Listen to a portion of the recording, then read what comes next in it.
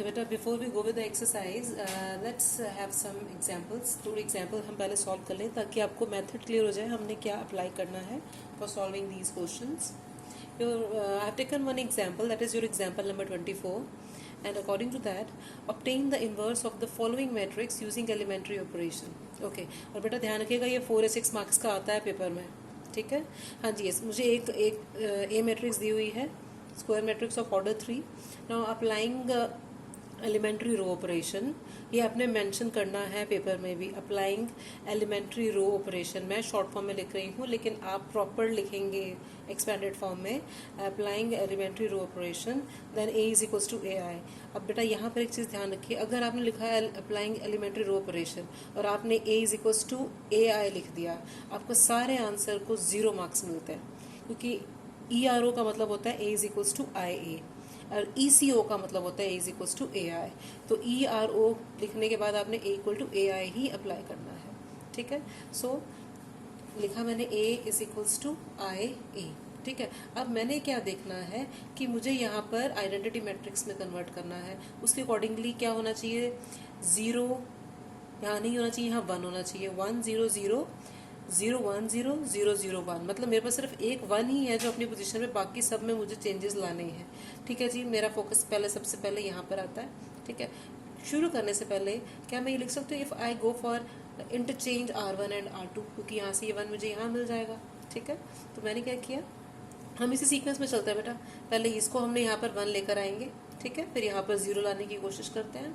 चलिए, सो to change to आई हमने लिखा R1 टू R2, तो वो क्या आ गया, रोज चेंज होगी हमारी, ऊपर नीचे हमने कर दिया. ठीक है, तो 1 2 3 in the first row and 0 1 2 becomes the second row, और उसके अकॉर्डिंगली ही कॉरस्पॉन्डिंग यहाँ पर भी 0 1 0 1 0 0 आपके पास ये रोज बन गई. ठीक है, अच्छा अब यहाँ मेरे पास 1 आ गया है, इससे मेरे पास यहाँ पर 0 भी आ गया. ठीक है, और यहाँ पर भी 1 आ गया. अब ये देखिए, ठीक है, मेरे सारे डायगोनल एलिमेंट्स ये जो थे वो 1 1 बन गए हैं. अब मेरा ध्यान कहाँ पे रहेगा कि मैं इधर 0 लेकर आऊँ, 1 0 0. अब यहाँ पर 0 लाने के लिए मैंने कोशिश ये करनी है कि इसको चेंज करते समय ध्यान ये रखूँ कि कहीं और जहाँ पर मुझे 1 चाहिए था वहाँ पर 1 की जगह 0 ना हो जाए. ये चीज़ें बेटा ध्यान रखनी है आपने. ठीक है, तो अगर मैं यहाँ पर देखूँ थर्ड रो के लिए अगर मैं लूँ R3 changes to R3 minus 3 times of R1 लिखूँ अगर, तो मेरे पास क्या वैल्यू बन गई, 1 2 3 0 1 2 एज इट इज. बाकी रोज वही रहेंगी जिनमें हमने ट्रांसफॉर्मेशन करनी है, सिर्फ वो. और ये मेंशन जरूर करना है, नहीं लिखोगे मार्क्स कट जाएंगे आपके. तो कितना आ गया आपके पास, 3 माइनस 3 टाइम्स 1 इज 3, 0 हो गया. 1 माइनस 3 टाइम्स 2 कितना हो गया, 6. 1 माइनस 6 कितना हो गया, -5. एंड 1 माइनस 9 कितना हो गया, -8. और उसके अकॉर्डिंगली ही यहाँ पर आपके पास आ गया, दोनों रोज एज इट इज थी, और यहाँ पर आपके पास आ गया 0 में से आपने 3 टाइम्स 0 करोगे 0 ही रहेगा, और यहाँ पर 0 माइनस 3 टाइम्स 1 करोगे तो -3 आ जाएगा, और 1 यहाँ पर आपके पास एज इट इज यहाँ पर 1 आ जाएगा, क्योंकि ऊपर यहाँ 0 था. ठीक है, अच्छा जी, चलिए अभी मेरा फर्स्ट तो यहाँ पर रेडी हो गया. अब मुझे देखना है कि मेरे पास यहाँ पे देखिए मेरा -8 आ गया है. डजेंट मैटर, आगे कुछ ना कुछ चेंजेस आती हैं ये बेटा. ठीक है, और ज़रूरी नहीं कि जो मैं ट्रांसफॉर्मेशन के स्टेप्स अप्लाई कर रही हूँ आप भी वही करो, ऐसा नहीं होता. ठीक है, आप अगर दूसरे मेथड से भी करते हो, कुछ और ट्रांसफॉर्मेशन करते हो, वो भी पॉसिबल है, बट मेरा और आपका आंसर हमेशा सेम आएगा. ये चीज़ ध्यान में रखनी है आपने. ठीक है, अब हम नेक्स्ट अप्लाई कर रहे हैं R1 changes to R1 minus 2 times R2. ठीक है, तो उससे क्या बना, मेरे पास R1 के ऊपर चेंजेस आएंगी. अब तो क्या बन गया, यहाँ पर R2 को लिया था 1 माइनस क्या 2 टाइम्स 0, दैट इज अगेन 1 ही रहेगा ये. और यहाँ पर कितना आ गया आपके पास, ये 2 बन गया, 2 माइनस 2 0, और 3 माइनस 4 कितना बन गया, -1. ठीक है, और नीचे वाली जो दोनों रोज थी वो एज इट इज रहने थी हमने, और उसी की कॉरेस्पॉन्डिंग यहाँ पर भी वैल्यूज आ गई मेरे पास. ठीक है, चलिए, सो अब नेक्स्ट क्या हो सकता है, ध्यान से देखो. मतलब हर स्टेप करने से पहले थोड़ा सा सोचना है आपने कि किस तरह से करें कि आपके पास आइडेंटिटी मैट्रिक्स आ जाए लेफ्ट हैंड साइड पे. हाँ जी, yes, if I go for R3 plus 5 times R2, अगर मैं ये कर दूँ तो मेरा यहाँ पर 0 आ जाएगा. ठीक है, तो मैंने वही अप्लाई किया एंड आई गॉट हेयर 0. ठीक है, R1 R2 मेरे एज इट इज रहे थे, R3 में चेंजेस लेकर आई मैं, and I got here 0 here and 2 here. ठीक है, और उसके कॉरेस्पॉन्डिंग की मेरे पास यहाँ पर भी वो वैल्यू आ गई. ठीक है,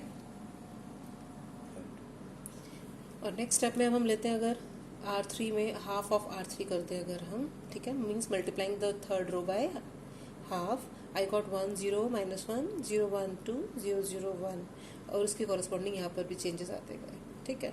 अब जो मेरे को स्टेट नज़र आ रही है उसमें मेरे पास सिर्फ यहाँ पर प्रॉब्लम है, ठीक है। तो उसके लिए मैं क्या करूँगी, एक चीज़ ध्यान रखिए, मैं एट अ टाइम 2 ट्रांसफॉर्मेशंस कर सकती हूँ, और ध्यान ये रखना है कि जिस रो पर ट्रांसफॉर्मेशन हो रही है उस रो को आप कहीं और इन्वॉल्व नहीं करेंगे।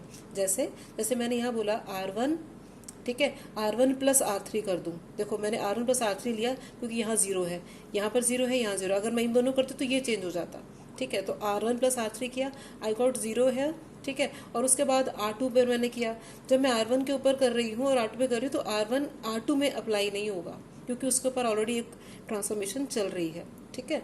तो अब R1 क्या हो जाएगा, R1 प्लस R3, और R2 है R2 माइनस 2 टाइम्स R3, ठीक है। तो ये अप्लाई करने के बाद I got identity matrix on my left hand side and corresponding value changes I transformation से on the right side multiplying with ए।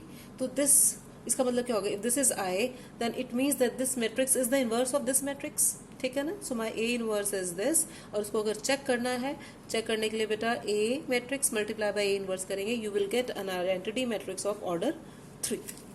चलिए, राइट।